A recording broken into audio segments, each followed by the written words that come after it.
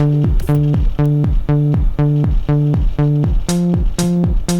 we go.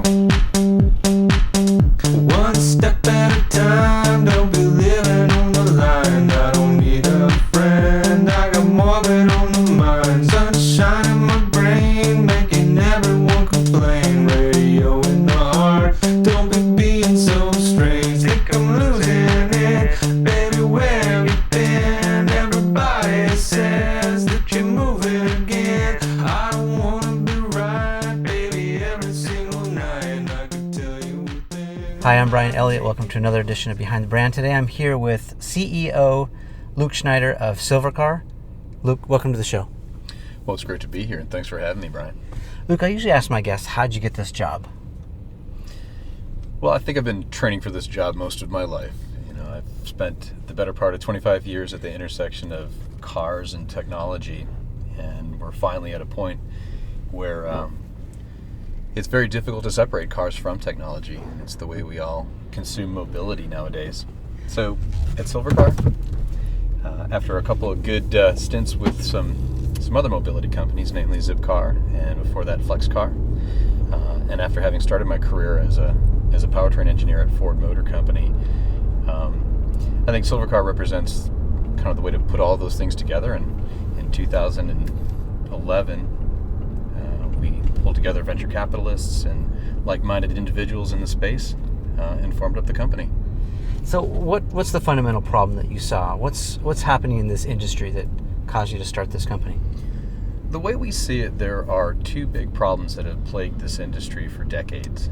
The first is never knowing what kind of car you're going to get. It's amazing that in this day and age, you still have to reserve a class of car, and that car could be anything, from a subcompact all the way to a full-size car. Yeah, even if I request the car that I see online, the little picture, I'm not guaranteed to get that car, right? That's right. We call that the or similar language that's attached to everything, and 9 times out of 10 you get the or similar. Right. The second big issue that the customers told us they had a problem with was what we call the hassle, which is a combination of things, but it's primarily having to wait in a really long line. It's the upsells associated with insurance, fuel packages that are confusing. It's having to fill out paperwork. And then, it's also going through the exit process as you try to exit the place where you pick up your car. And what we said as a company is we were going to rewrite that equation so that it's designed around the customer experience, where you can get through the process quickly and seamlessly without a lot of friction, and where you can always know what kind of car you're going to get. Well, so what kind of customer is this for? I mean, is this for the masses? It is for a fairly broad swath of customers. It is probably not for the masses, and that we don't focus on the deep value segment. The Silvercar customer is typically younger, is typically fairly well-heeled, but that's where sort of the traditional demographics end.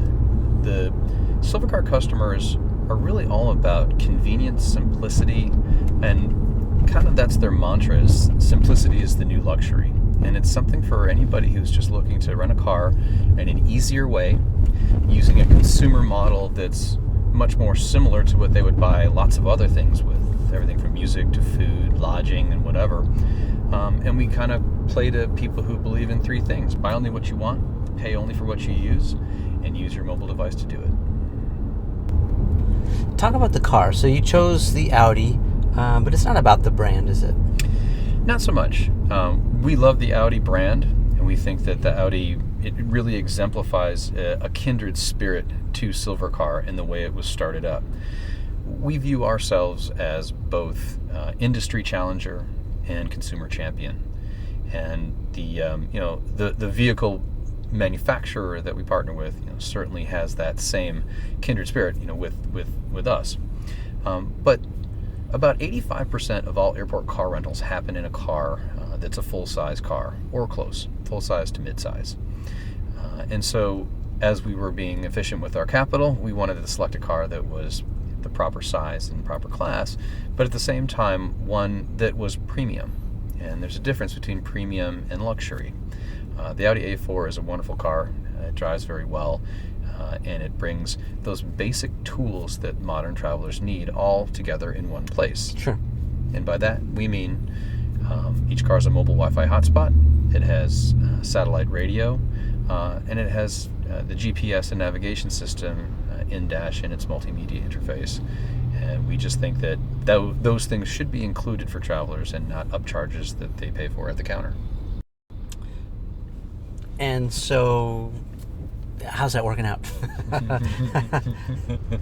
Well, to date, it's worked out very, very well. What we found is that people who use Silvercar are grateful for the fact that they're not having to go negotiate insurance packages and fuel plans and other things at the counter.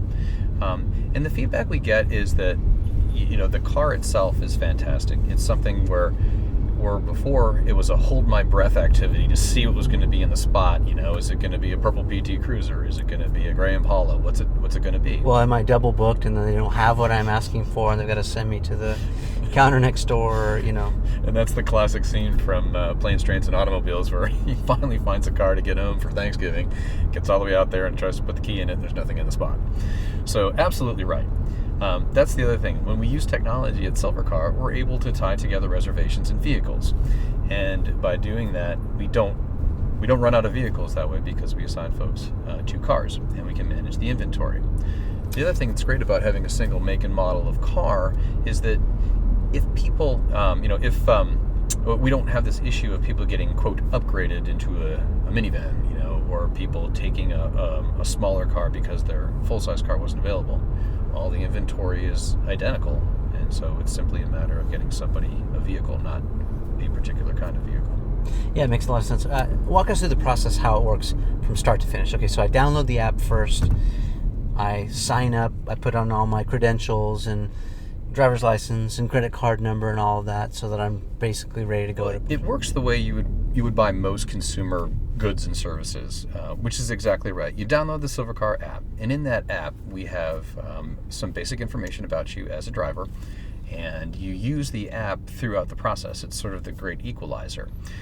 When you land, you flip your phone back on, and there is a text notification from Silvercar saying, "Hey, welcome to LAX, and please open up the Silvercar app and follow the timeline to take you between your flight all the way to your car." And along the way, you're instructed to collect your bags. You then head out to a convenient pickup point. You tap the "Come and Get Me" button, essentially, on your phone, and a Silvercar shuttle comes and picks you up. Depending on the airport, you can either scan in directly, or you can scan in at a Silvercar location, which essentially is holding your phone over the car, scanning the windshield, which validates your reservation in our cloud servers, and then sends a Bluetooth low energy message to the car to unlock the doors and pop the trunk. You throw your things in there, you step into the car, your phone pairs with the multimedia interface over Bluetooth low energy, and off you go. Easy as that. Yeah. So you guys are disrupting the industry. Talk to us about some of the things that have gone wrong. Like, where are you butting heads, or where are you meeting obstacles in this sort of very mature sort of legacy industry? Yeah, it's important to understand that 97% of the airport car rental market is controlled by 3 companies, through a total of 8 brands, but 3 companies. And the way those companies have evolved over time is really into asset management companies. So it's more about buying and renting and then selling cars. And the customer has paid the price for that. In 30 or 40 years, there has not been serious innovation in airport car rental, and that's really to the benefit of those incumbent legacy providers. By coming in and offering a different customer experience and leveraging technology in a way that a bigger competitor can't, what we're finding is that they are generally pretty upset about the fact that we can openly advertise a better customer experience, faster time through the system, consistency of the vehicle you're going to rent, and all those things that our customers tell us they love about Silvercar. So, the natural reaction is to try to control the environment, and that's why you see many airports have what are called consolidated rental car centers, and the way those are set up is generally determined by these legacy providers. So they're basically trying to block you out. That's the net effect of that competitive activity, yes. what's great about it is that we have a lot of different ways that we can work around that, all within the system and according to the letter of the law. But it's something where we believe that both airports and car rental companies need to start to look towards the future in the way consumers are going to buy this category for the benefit of both. And so, we're fans of progress, and we're fans of enabling new and better competitors, but we just believe that there should be open competition in this, just as in every other sector, and that 3 companies is just not enough.